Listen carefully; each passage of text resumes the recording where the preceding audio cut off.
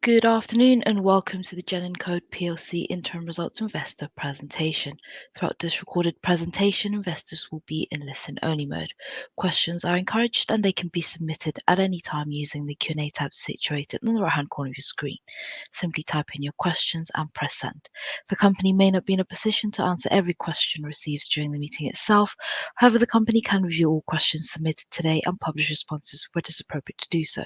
Before we begin, I would like to submit the following poll, and I would now like to hand you over to CEO Matthew Walls. Good afternoon to you. Good afternoon, Alex, and good afternoon, everyone. Welcome to the interim results business update for GENINCODE.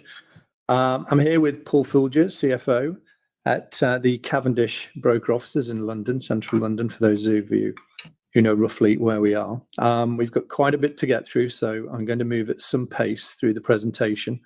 We'll start with a brief introduction, then move through the results, take a look at the US strategy, EU and UK, a little bit of an update on ROCA, and then finish on the financials.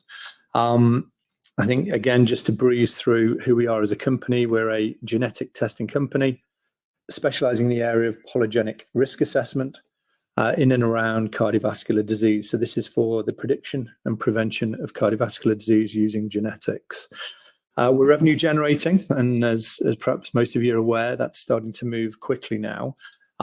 Test products are regulatory approved.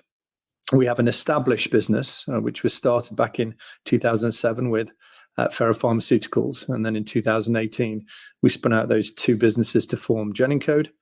Globally leading evidence base, so significant, and over the last 12 months, we've put a lot of new publications and advances around polygenics into the field. We'll touch on that as well. IP protection around our core products, and we're not a one product company, we have several. And the main focus of why we're interested in genetics and cardiovascular disease, because at present, genetics are not part of the risk assessment process.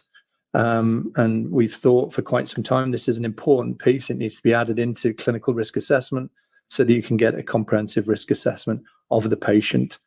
It's a significant area in terms of disease burden globally. So it's the leading cause of death worldwide, significant across both US, UK and Europe.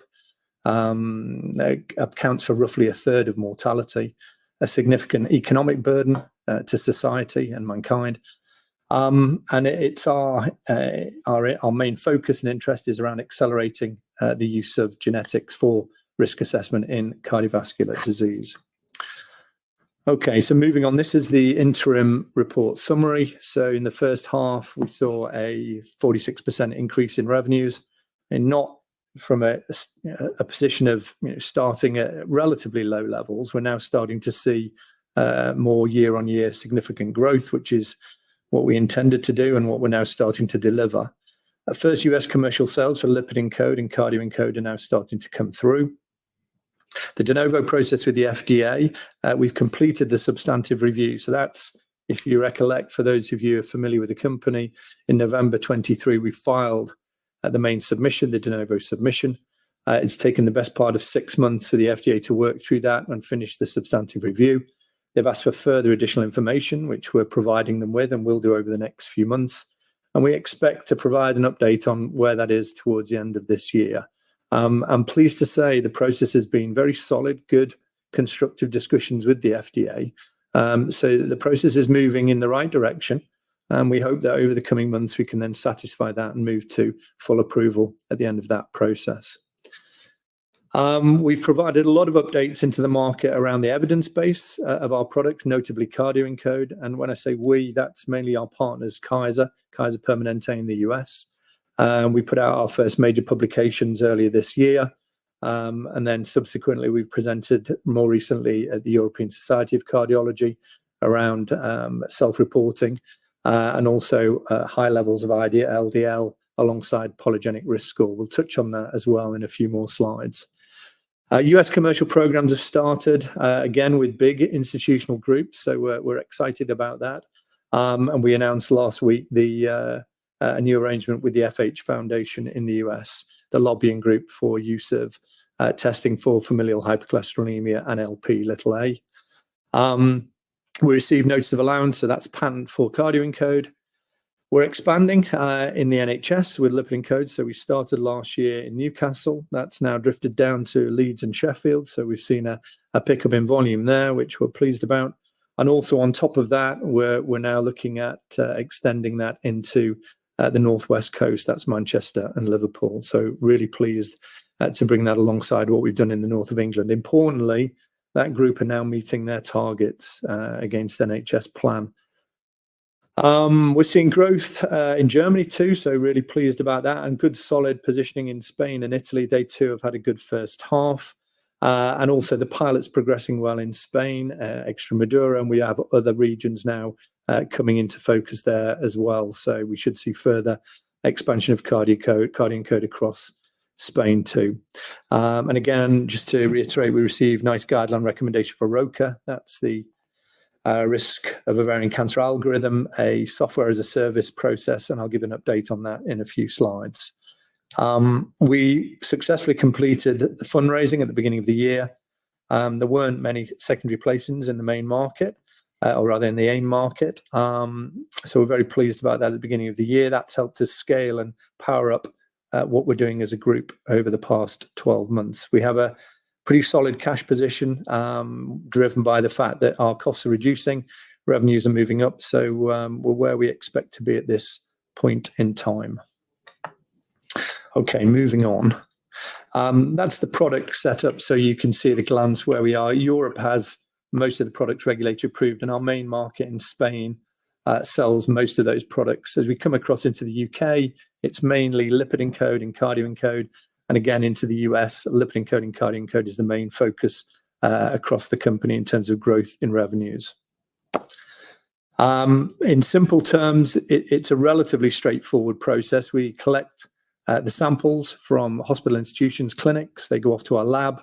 We extract DNA from the sample, process that through our risk scoring bioinformatics, and then report that to physicians. So relatively straightforward process. But to do that, we use our own online system. It's called CITAB, and we don't often talk about it, but it's an important backbone of the operation.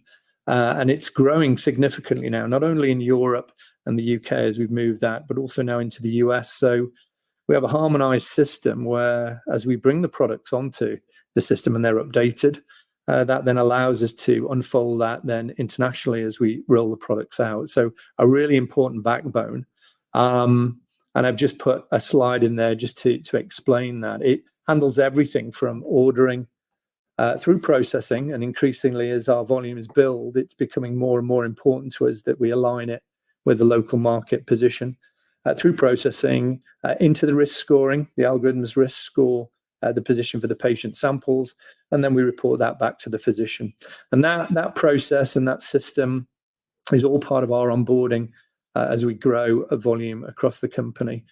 So the same processes and standards are applied, and that allows us not only to be very efficient in the way that we roll out, but increasingly allows us to accelerate the speed at which we do things across the company. It's a really important piece, a backbone that's not often seen, but I think it's worthy of bringing further attention to our investors. Okay, so moving back to the US, this is the market, a significant market in terms of cardiovascular burden. Around 86 million Americans suffering with cardiovascular disease. It accounts for nearly a third of all mortality in the US, a heavy cost burden, and also in some ways running out of control. So you can see in the bottom right there, the numbers are estimated to escalate significantly over the coming years. This is where we're rolling out. So I'll continue to show this slide because I think it's a good representation of where we are as a company, how we are extending and growing the market, especially in the US. Those areas in yellow, or those groups, institutions in yellow, are the ones that are onboarding or have onboarded. There are about 20 of them, and most of them relate back to the work that we did last year on the early access piece. So they're now starting to engage with us. And as I said earlier, on the CITAB process, that's part of that onboarding process. So all of them are now plugging in. It's an interesting note that whilst often we talk about difficulties in implementing in the US because companies can't integrate with the Epic systems and other electronic medical record systems, we're finding that the test processes we're working through are being accepted quite quickly with our system. So I'm pleased about that. Partly because from a polygenic perspective, it's difficult to get the products that we have elsewhere. So they're accepting that they'll use our systems to order online, which is a helpful process for us as we accelerate onboarding across the US. And then notably on this next slide, in California, probably one of the busiest areas for us, partly because our labs are there, but the community of groups now starting to pick up and gain interest and order from us is also growing now. That's going to be, I think, as a state, perhaps the biggest state for us in terms of growth, certainly over the short, medium term. So the sales and the business has started now to grow in the US. So we're excited by that, and also excited by the partners we're working with. These are the main key opinion leader influencer sites across the US. And also I'm pleased to say that a lot of these sites, the individuals who work with us and who are part of our publications and have authored them are also part of this too. So it's a good network, a good community to build within. And this is just a summary of where we are for each of for cardio and lipid. I'll walk through lipid after starting with cardio. So cardio, we started the onboarding process, as I mentioned. There is growing demand, partly because we're bringing these products into the market where they aren't really available. It's not a product class that is well known. So there's a degree of education. We have to advise, explain, show the reporting. And as we did last year, go through the early access where we gave these products free of charge to physicians. Now they're getting more comfortable with them. Those physicians who are using them start to use them in small numbers to start, but then typically as they get comfortable with it, the numbers start to escalate, which is really exciting from the point of view of individuals becoming aware of the importance of the genetic risk at a patient level. And the other point, just to say on that patient level, this is when we're looking at the genetics of the individual, this is truly personalized risk assessment data. And you'll see as we go through this presentation, it's an important feature of aligning with the new therapies coming into the market. So as a result of the onboarding, we've got our first US revenues coming through, not significant, but significant in terms of the fact that it's the first revenues, but still building, and we expect to see them continuing to build in the second half and beyond. The regulatory processes for the lab are set up, so we're currently sourcing and delivering our test processes from our Irvine lab in California. And as I mentioned, we went through the substantive review process with the FDA, which finished a couple of months ago, and we're now into finalizing and providing additional information to them.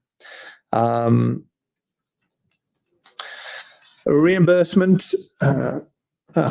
Paul, I think you're just moving the slides. There we go. Let's go back. No, we're not. No, we're not. Let's just go there. Okay, so coding wise, we have coding for CardioEncode 0401U. We also have our pricing. It's between $500 and $760 a test. The reason I say that is I've been in negotiations with them around moving that a little bit. So we will know this week how much, hopefully it's going to be a little bit higher than that from the discussions we've had. But we will be that will be part of the clinical lab fee schedule for CardioEncode for Medicare in 2025. That's going into the schedule. When we get through the FDA process, we will also be submitting our MolDX process for CardioEncode. That will allow us to gain Medicare coverage. So in the first instance, at the moment, these tests are being paid for on an out-of-pocket self-pay basis. As we move forward with Medicare, we then move across into the insurance market and Medicare provision as well. But that will be post the FDA process. On the commercial side, then we've got our key opinion leader focus, education, and CITAB implementation. On the commercial payer process, we've started discussions and we've now been recognized as an out-of-network payer provider. And as I mentioned, we provide the testing on a service-based approach to healthcare institutions, clinics, and also executive health is becoming a bigger feature for what we're doing. So this is the paper that was released in March, a really important paper, perhaps for us, a big milestone for the company. and the first globally where we have clinical data now on the importance of polygenic risk scoring at a population level. So this is a study over 14 years on just over 63,000 patients. And it went to show that genetic risks are an independent risk factor, independent of clinical risks. So, for example, smoking, physical activity, eating habits, and so on. So totally independent. The study showed that over that period, CardioEncode was consistent in its ability to identify risk across sexes, so male and female, and across ethnicities. Again, that's very important from the point of view of introducing a genetic test on a population basis. It provides additional risk stratification, and most importantly, identifies individuals at higher risk who would benefit from statin therapy or more intensified statin therapy. We'll talk through this in a moment as I move on. And then it comes in and alongside existing clinical risk factors and functions. So physicians who are using the testing would go through their existing clinical approach, and this would be an adjunct to the testing, and importantly provides that genetic risk piece.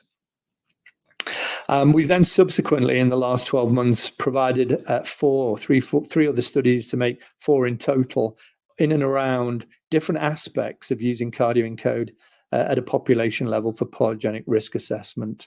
The main publication that went out in March, but also we have another publication coming later this year on lifestyle. We'll have likely a further publication on LDL. This is the reference of polygenic risk alongside cholesterol. And also in terms of family history, self-reporting. So when a patient visits the physician and the physician asks the question of, do they have a family history of heart disease? CardioEncode provides a much more accurate risk assessment in answer to that question. So we're looking now at the familial risk of an individual for heart disease.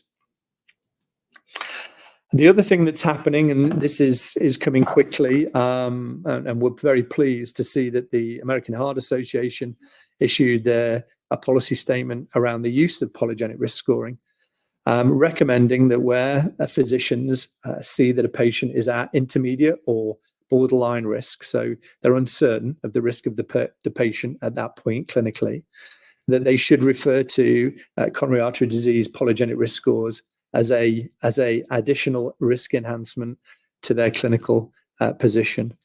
In addition to that, we've got the European Society of Cardiology also coming with a policy statement, and we expect that to be additive to this. Again, moving physicians into a mindset that genetic risk is an important factor to be taken into consideration alongside clinical risk. And important because it provides, perhaps most importantly, a lifetime risk for the patient in and alongside the clinical risks, which are typically moving at different points through a patient's life.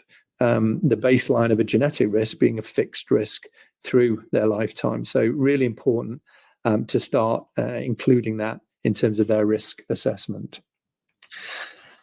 Okay, so just to take a minute or so just to explain to you how this then is implemented clinically. This is the primary prevention standard of care and guidelines for the way a physician assesses the risk of a patient for heart disease. And it's factored into clinical risk functions and equations. There are different equations across Europe and the US, but they all typically work around a 10-year risk assessment horizon. And those individuals who are at low risk are below a 5% probability of an event over the next 10 years. Those are at borderline or intermediate between 5 to 7.5 or 7.5 to 20%, and those above 20% at high risk of an event.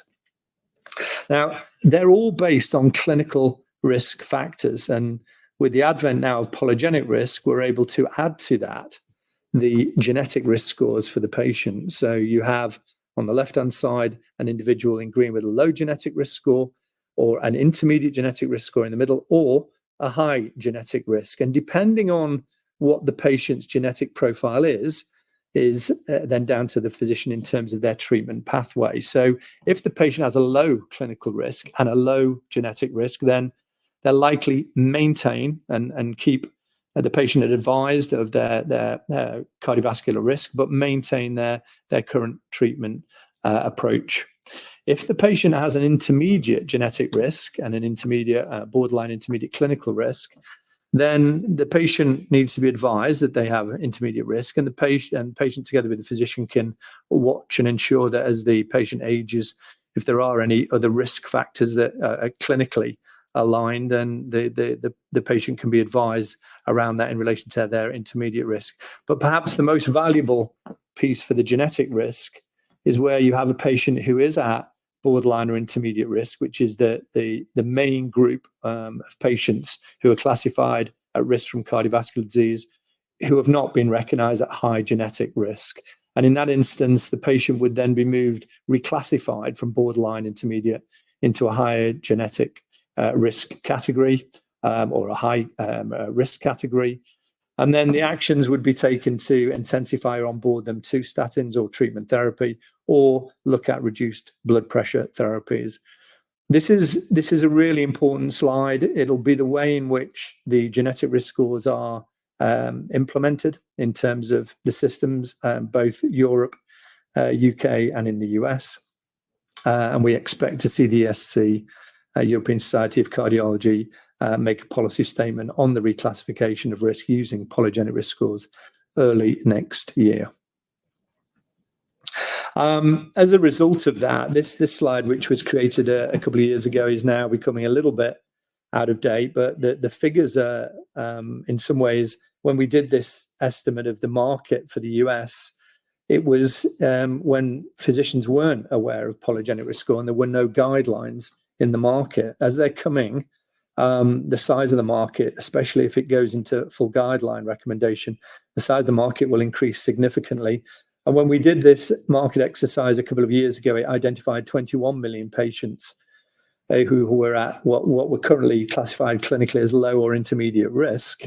And of those, when we asked them if they would prescribe a risk assessment tool, a polygenic risk tool to their patients, about 8.5 million patients were identified where physicians would prescribe that. Well, with the guidelines moving in this direction, it's increasing the market opportunity for us. So we expect that the next time we update the market information, this is likely to be a much bigger patient population in which we apply polygenic risk assessment.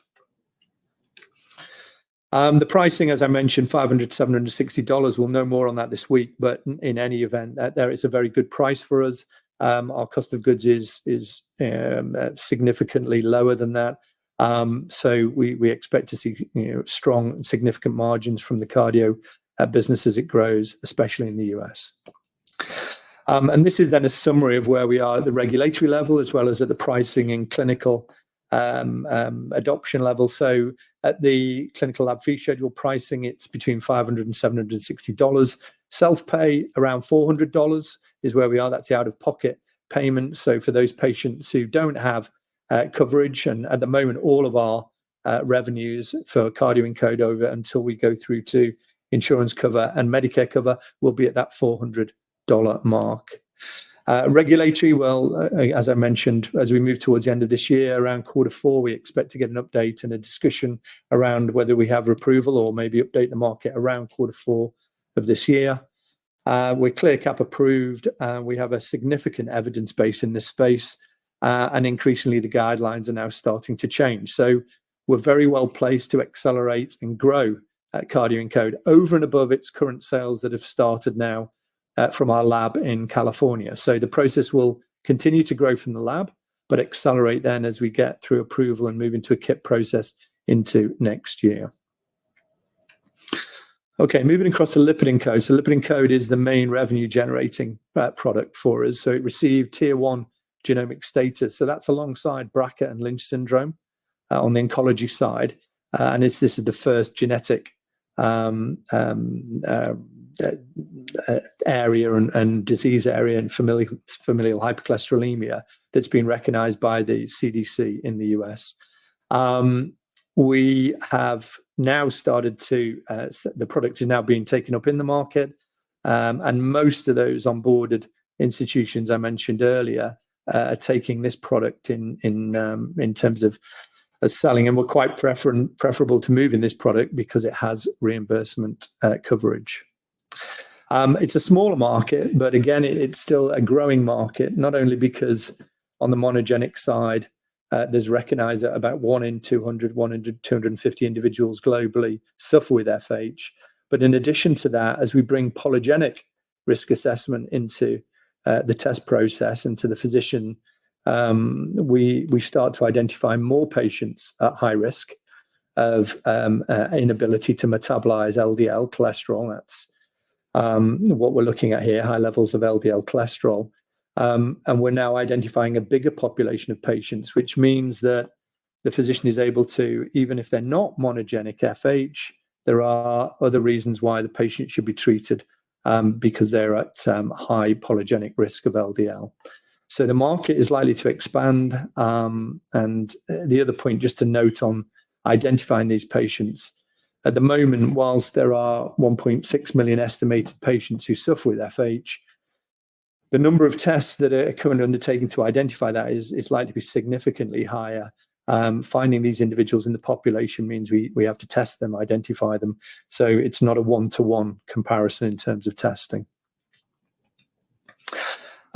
We've recently, last week, announced the collaboration with the Family Heart Foundation, and that's not just the group who lobby for awareness of FH and Lp(a), but also the partnership with the other groups that I've highlighted there in the fourth paragraph. This is the beginning of a very strong partnership arrangement with these groups. They're not only collaborating with us to roll out the program at a primary care level for FH and Lp(a) detection, but these groups are also starting to, independently of this program, buy from us on a system-by-system basis too. So very pleased about the work that we're doing with them. It complements everything we're doing in the UK and in Europe. So a really solid position, and also is underpinned by what I started with, was the CITAB system. The CITAB system is also part of the process by which we'll then lead these products and testing into the US market. I mentioned it's $1,200. That's a combination of those 4 gene areas that we test for. That's LDLR, ApoB, PCSK9, and LDL-RAP1. All of those are the main FH monogenic genes which are reimbursed at those levels and average out about $1,200 for a test for insurance payment. And in this instance, we've got green on all of these. So this is why we're pushing and moving the product as swiftly as we can into the US market. Good reimbursement, good self-pay, clear cap approved, strong evidence base, and arguably our test is globally the strongest. It's not only FH, but as I mentioned, polygenic LDL, polygenic coronary artery disease, Lp(a). We also cover that here in the UK, and we're looking now to introduce that into the US, and also statin intolerance. And at the same time, the guidelines and the increase of the recognition of the product at a tier 1 status for public health. Quick update on the NHS. So we started in the north of England. We've extended from Newcastle down to Leeds and Sheffield. So very pleased about that. And we're now moving across onto the West Coast. That's the Northwest Coast to Liverpool and Manchester, where we're currently in discussions about implementation there too. So that will likely be the second group in.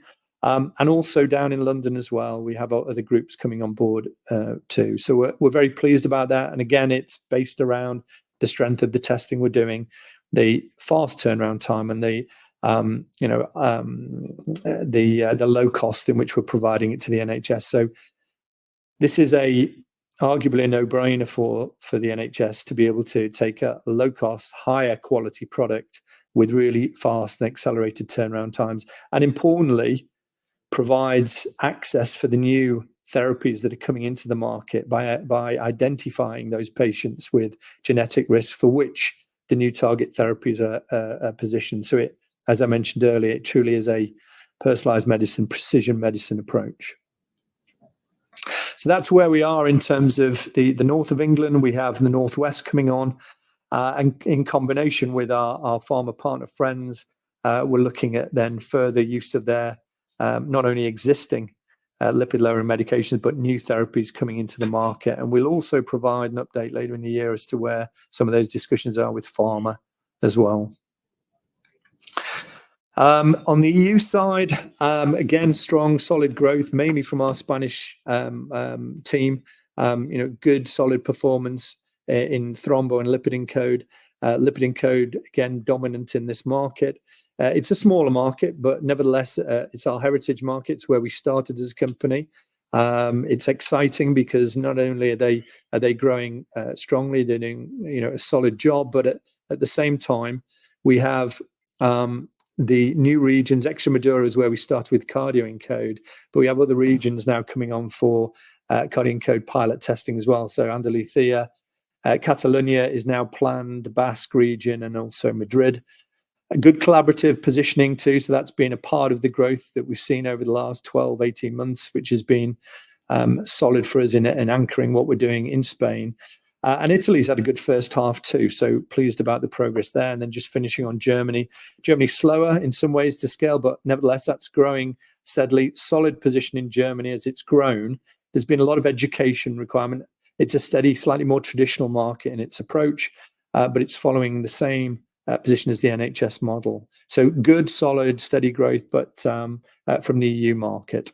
And the other point just to make on that, because we're keeping the cost base tight in the company, each of these markets in Europe is its own market. It requires a lot of bandwidth and focus. So, whereas, for example, our bandwidth when applied in the US, and certainly in terms of the FDA, gives us a closer approach to a much bigger market opportunity. So, whilst the European market is valuable to us, we have to carefully align the amount of resource we expend on some of these markets because they are somewhat disparate by comparison with the bigger markets. Quick update on ROCA. We obviously received the recommendation at the beginning of March of this year. So very pleased with that. It was a great result. A lot of time, work, and effort to get the recommendation there. And as a result of that, now we have 6 regions, 2 in London, 2 in the Midlands, and 2 in the north of England now assessing and preparing to onboard ROCA. We expect to give a further update on ROCA in the coming months, but for us, this is an exciting product. It's not genetic in this instance. It's a software algorithm looking at the cancer antigen 125 and changes to that, the rate of change and changes in that the algorithm recognizes in terms of a woman onsetting and staging for onset of ovarian cancer. And remember, this comes post the BRCA test. So when a woman has been identified at high risk of breast or ovarian cancer and decides not to go ahead with risk-reducing surgery, then this is provided as a recommended test for surveillance. So it can take the testing is undertaken 2-3 times a year on an ongoing basis while the woman is at risk of ovarian cancer. So we'll provide a further update over the coming months on ROCA, but good progress now coming through on the NHS. And Switzerland, we're just starting to prepare to take the first samples through for the Swiss market as well. And we won't be moving more broadly until we've anchored the NHS mainly the NHS before we then think about moving further afield to some of the other markets. Again, partly from a bandwidth perspective. Okay, I'll hand over to Paul. Thanks, Matthew. Good afternoon, everybody. On the financials, first half revenues up 46% to 1.4 million. Modest number still, but good solid growth, which we've enjoyed over the last couple of years. From a product perspective, lipid encode remains our biggest seller. That's more than doubled to £860,000. That's followed by thrombo, which represents about £300,000. That's grown by more than 20%. And then cell encode, £200,000, and then cardio in fourth place. Just a reminder, all 4 of those products are CE marked, selling in Europe, and all growing. In the UK, we've enjoyed good growth, £320,000 from the UK. That compares with just over £100,000 last year. So remember, we've had the full 6-month benefit of the NHS contract that we pulled in May 2023. And that's solely selling lipid encode products. In Spain, Spain represents about £1 million. And when we say Spain, we refer to Spain France, Italy, a couple of other countries there as well, but the main geographic office as such we refer to as Spain. And then the US, £71,000 of revenues coming in there. So hopefully all three of those regions will continue that growth for the rest of this year. From a margin perspective, margins have improved to 53%.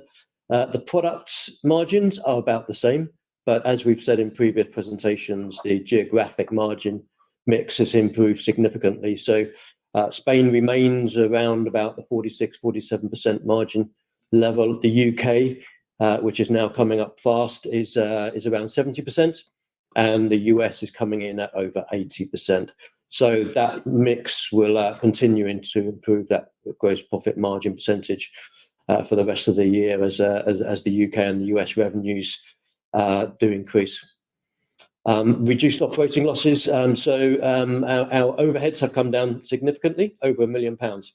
So we've had reductions in salaries, and that's mainly the US levels there. So leavers we're replacing on lower salaries and working differently with the staffing levels we have over there. Consultancy fees and legal and professional fees have come down about £250,000. We had some one-off fees last year, which are non-repeatable. So we're continuing to enjoy savings in those lines, and marketing and market access costs. When we set up a partnership with our revenue cycle manager in the US last year, we spent about £150,000 on setup fees. That's non-recurring. We're paying them a variable cost in proportion to revenues this year. So continued savings there, and development costs. Things like FDA submission costs at the end of last year, they're non-repeatable costs. So we should continue to see those savings in the remaining 6 months of this year as well, which leads to a much reduced adjusted EBITDA line of 2.2 million versus 3.4 million last year. So the message in the income statement there is very much increased revenues, improved margins, decreased overheads, improved adjusted EBITDA losses, and basically moving towards a break-even level as soon as possible. And that, we're talking 12 to 18 months still there, but very much improving numbers, and we see that continuing very much into the short to medium term there. Cash balances 2.9 million at the end of June 24. Got a cash runway of about £400,000 a month, and we completed that. That's net of that fundraise that we completed in January 24. Back to you, Matthew. Thanks, Paul. Okay, so just starting to wrap up. I've included on here just some of the key points over the coming months that we expect to give an update on. So we expect, I think it's later this week, we should hear the clinical lab fee schedule pricing for 25.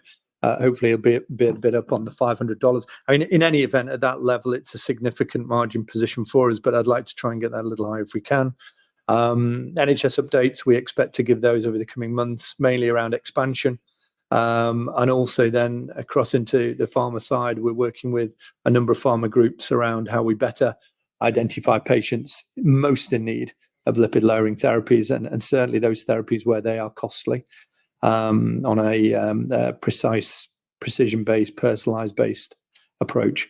Lifestyle publication, I mentioned earlier, that will come from Kaiser a little bit later this year. And also then we move then into expectations around where we are with the FDA following our additional information into them. We're still targeting approval at the end of the year. I see no reason why we won't hold that out for now. I mean, we don't know how the discussions will fare on the additional information, but we're certainly well on with that and in discussions with them over the coming months to finalise. So that's when we're aiming to try and get either an update or aiming for approval if we can by that point. Kaiser will be presenting at the Cardiogenomics Conference at the ESC towards the end of this year, again presenting on CardioEncode, ESC policy statement in the early part of next year. And then on the basis that we finalise things with the FDA, we'll then file our MolDX Medicare submission for discussions with Medicare for CardioEncode, that is. And in the meantime, just to reiterate, it's a self-pay process for CardioEncode whilst we don't have any insurance coverage. And that's pretty much it. The only other pieces then are updates and expansion beyond there. Increasingly, the business is now all about building, scaling, growing, and selling. There's less in terms of development, less in terms of regulatory approval. And then just to wrap up there, so it's all around expansion cardio, driving through the FDA process, expanding the NHS program, and in Germany too. Also, the new pilot programs that are coming on in Spain, Catalonia, Basque region, Madrid, and Andalusia. Then starting to see some traction from the NHS around ROCA. And as Paul has just said, we are very focused on generating that revenue growth, keeping the cost base really tight and driving to break even, and less reliant, as you might expect, in a market that's very difficult to operate in. You know, the days of having an ability to be able to go to the market with what we think is a very exciting, valuable technology for the future and raise capital is becoming more and more difficult. So I think in line with that, we want to become less and less reliant on it. So the break-even profit process is uppermost in our minds. Okay, I think that's it. What I'll do is, Alex, is that okay with you? Or did you want to say anything, or should we just hand over to the Q&A process? Please do go ahead and answer the questions. So You guys we have several. Thank you. Yeah, we have several questions here. So if I kick off, and Matthew and I will answer them. So Christopher has asked, given the FDA's protracted review process, how confident are you in gaining approval for cardio ENCODE score? And what impact would this approval have on your US revenue forecast? Okay, so the first part of this is that it's been protracted, not just over the last 3, 6, 12 months, but it's been protracted over the last couple of years. And just to dwell a little bit on this, the FDA have a liability for approvals they make. In this instance, we're talking about a de novo classification for a test that gives an insight prediction around an individual's likelihood of heart disease in the future, entirely appropriate around their heritage, their familial risk in genetic terms, and crucial in terms of moving the needle for risk assessment and prevention of heart disease. So we presented this to the FDA a couple of years ago. It came through a breakthrough process, which was then the breakthrough program was abandoned. So we had to then reposition it as a 510K. When they looked at the detail of that, they then said that, well, actually, this was a really interesting product, but it was in its own regulatory class. And we're now in a de novo program process.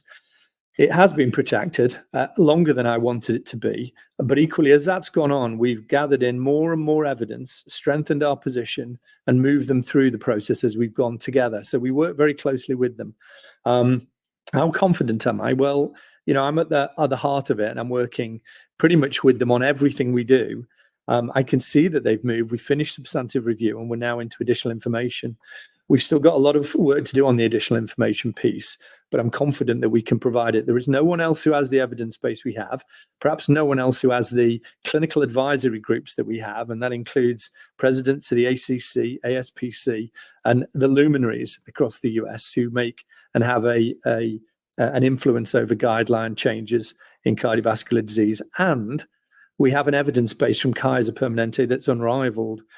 So am I confident? Well, I'm trying not to be, you know, in any way complacent. We have to make sure we deliver, but I've got to be confident about where we are.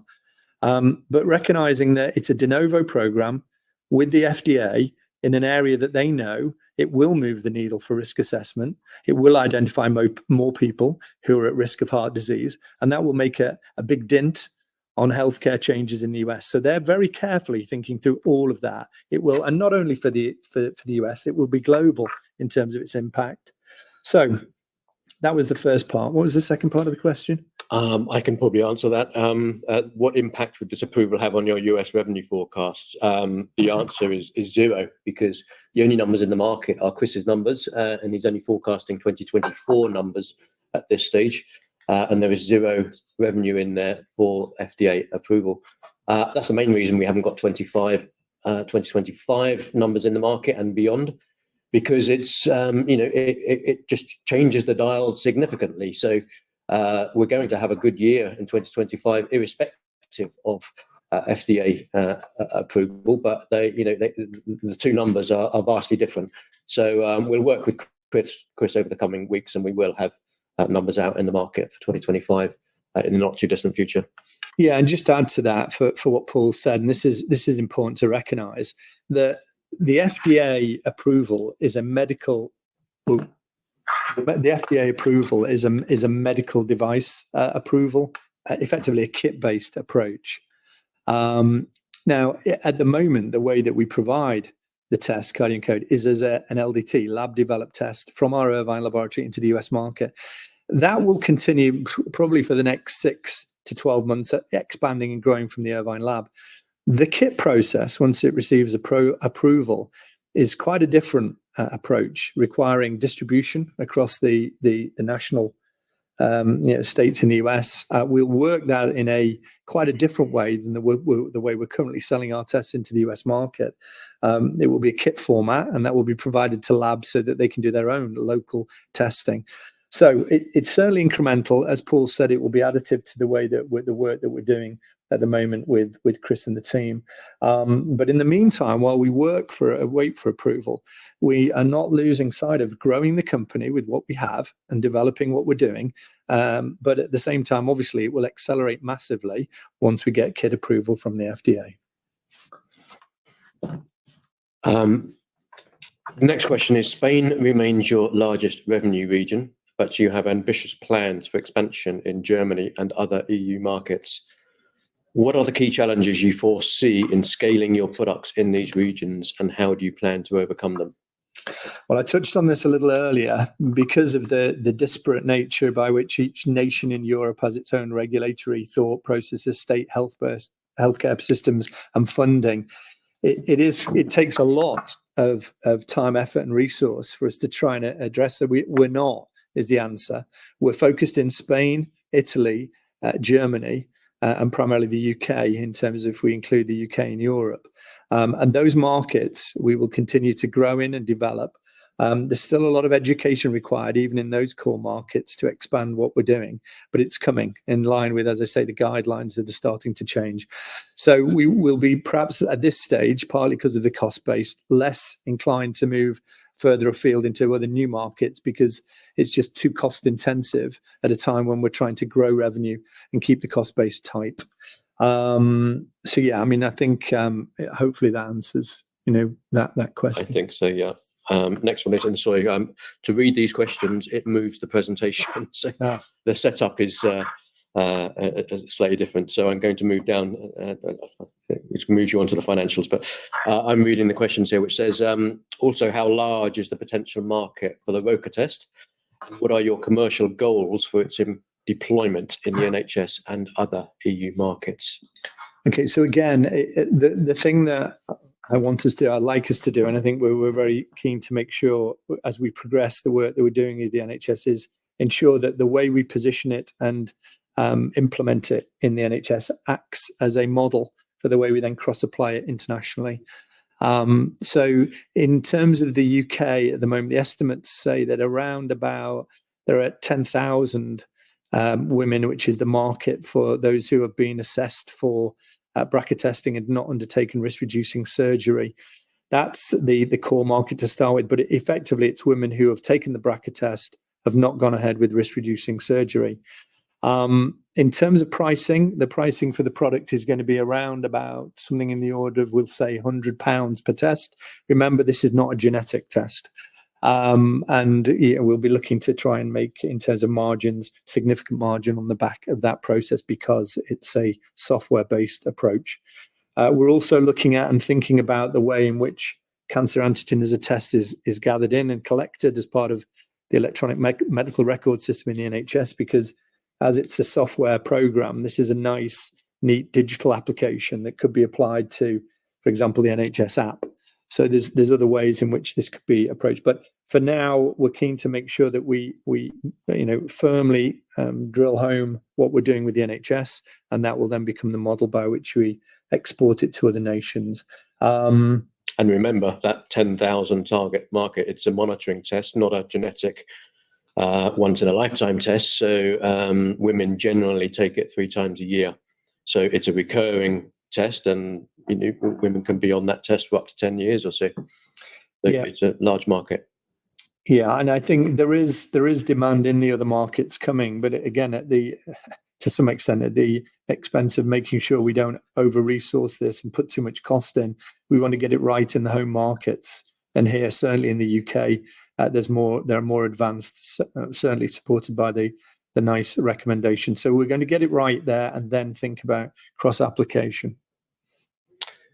Peter asks, with a cash balance of 2.92 million and recent fundraising efforts, how long do you expect this cash runway to last? And do you anticipate needing further capital raises in the near future? So, I mean, it's in some ways an obvious question, because who was it who asked the question? Who was it? It was Peter. Peter. Okay. Well, thanks, Peter.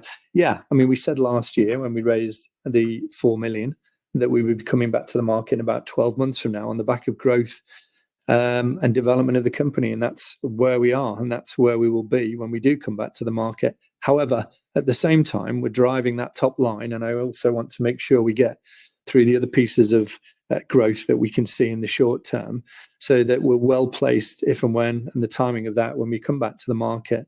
But it is for us, we're determined to drive the company forward at the revenue end and keep the cost base tight. Cash flow and runway probably out to end of quarter one next year. But obviously at the same time, we're starting to grow other areas. So I'm not suggesting that's going to massively impact it. But we are kind of very focused on that. But that's a rough outline of where we are in terms of runway and fundraise expectations. Okay, and Philip asks, I live in Devon and want my wife to get a lipid ENCODE test. How do I get one? Our GP appears not to have heard of FH, which is probably worrying. Yeah, I mean, that is worrying if they haven't heard of FH. I mean, that's really quite concerning. I mean, there is this, we have become more aware of, whilst the NHS policy, 10-year policy was to identify 25% of the population in England, NHS England, with FH, that as we've looked more and more in detail at that, it's become more and more obvious that hasn't been the case, and they're way off that. Now, I'm pleased that we're managing to get the north of England to meet their targets. So that's the beginning of the process. But it sounds like there's a degree of education that needs to be undertaken in Devon with your physician, maybe, around the importance of FH and what it means in terms of accelerated onset of heart disease. So coming back to that, we'll perhaps reach out. If you can contact the company, if it was Peter or Philip rather. Philip, if you contact the company, then we'll arrange for someone to contact you and set up some form of arrangement. We may have to get you to talk through one of our contacts in Bristol. We're also talking with the Bristol Genetic Lab Hub as well, and see if we can't do something via that process. That's the nearest genetic lab hub in the NHS to you, and that would be the outreach process by which we'd work with them to get you the test done. So that, I think it's a really good example of us trying to pull that through, and it would be helpful for us to just see how things are with Bristol. But I know that Bristol are doing FH testing. They're not doing maybe as much on the polygenic side as we are, but if we talk to you offline, we can try and set something up with you. Okay, before we have time for another question, Andrew asks, how are your collaborations with pharmaceutical partners evolving? And what kind of revenue contribution do you expect from precision medicine collaborations in the near future? I don't know about in the near future, but in the future, let's start there. I mean, remember, there's a plethora of lipid-lowering medications on the market. Many more of the medications than there are abilities to identify those who need it, which is what we do. So the key here is we can see that as we grow, we become more and more important to those pharma groups where there are restricted healthcare budgets, and that they have to find those individuals who need therapy treatment most. So the first part of your question is, we will be working with those pharma groups. There are 3 or 4 of them who I would say are at the top tier table. All of them I've got some form of discussion going on with at the moment. 2 or 3 of them are key to where we're going, and not only in terms of existing products that they currently deal with, but also their new line of therapies coming. And that's where I think we come into a stronger position for us as a company because we're identifying that very personalized risk assessment piece at a genetic level for the individual patient, for which those pharma companies need to work with us and identify as well. So that's the shape of things to come. And you'll see a bit more on that over the coming months as we bring more news to the market. That's great. That's probably it. That's great, Matthew. Paul, thank you for addressing all those questions that came in from investors today. And of course, the company can review all questions submitted today and publish responses where it is appropriate to do so. But before redirecting investors to provide you with their feedback, which I know is particularly important to the company, Matthew, could I please ask you for a few closing comments? Thanks, Alex, and thanks to everyone who dialed in today. I know everyone's really busy, but we try and make sure that we get the message across. Whether it's Philip and Devon explaining about you can't get access to testing, all of these things in terms of making people aware that heart disease can be tackled with effective drug treatment, but we have to find the individuals who are most at risk. So that's what we're doing. So we're thankful for everybody attending the call. Please let us know if there's anything else that you need or you're not familiar with what we're doing as a company. We'll try as best we can to answer that through our financial communications group, Walbrook, and the rest of the team here at Cavendish. But thanks, everyone. And please let us know if you need anything further. Fantastic. Matthew, Paul, thank you once again for updating investors today. Could I please ask investors not to close this session, as you will now be automatically redirected to provide your feedback in order that the board can better understand your views and expectations. This will only take a few moments to complete, and I'm sure will be greatly valued by the company. On behalf of the management team of GENINCODE PLC, we would like to thank you for attending today's presentation, and good afternoon to you all.